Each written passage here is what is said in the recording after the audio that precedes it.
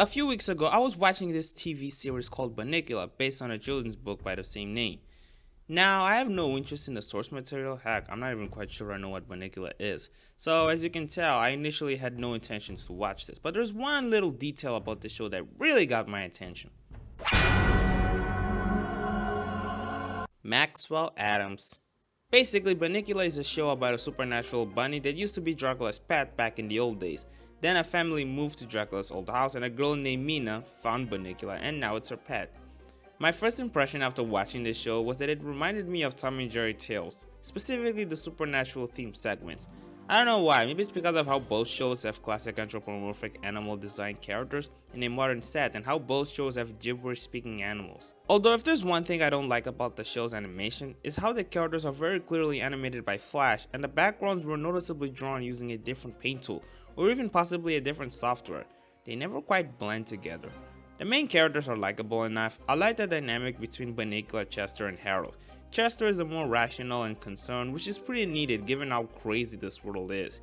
He's not very fond of Bunnicula, but they're still friends. Harold is the closest friend to Chester.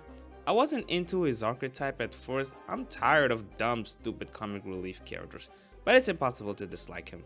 Bunnicula, I assume he's the main character given the title of the show, but it doesn't always feel like that. I mean, he's usually the source of conflict, but he doesn't always feel like the relatable main character.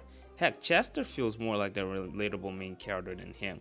I don't know, maybe it's just me. It also doesn't help how he seems to talk gibberish. I do like him though, he's a fun and interesting character. I hope to witness more references to Dracula and even possibly a return of Dracula. Mina is the owner of the three of them. She likes creepy and supernatural stuff. She's actually a really cool person. I wish we would see more of her, but unfortunately she's not around very often. I also like how she makes Bunnicula look like a caring person because quite frankly, although Bunnicula is a fine dude, he's kinda messed up.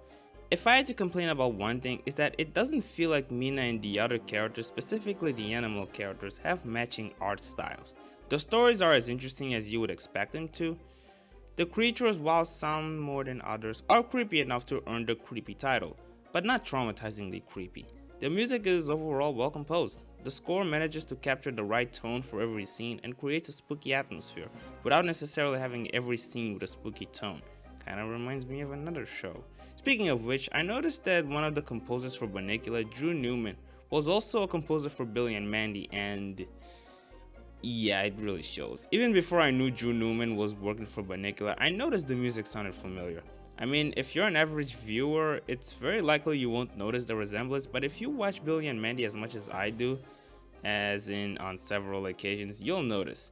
It's not going to distract you, but you're going to notice. The comedy isn't the show's strongest suit. I mean, I have seen cartoons with a much worse sense of humor. Bunnicula at least makes me chuckle once in a while, and yeah, I admit there are a few jokes that actually do make me purely laugh, but in general, I'm not very impressed with the show's humor, although props for making fun of breadwinners. Anyway, at the end of the day, I ended up liking Bunnicula. It's not my favorite work from Maxwell Adams, or even my second favorite, but I do enjoy it. I would like to see more of this, if we actually get some. Anyway, I hope you guys enjoyed this video. Bye for now.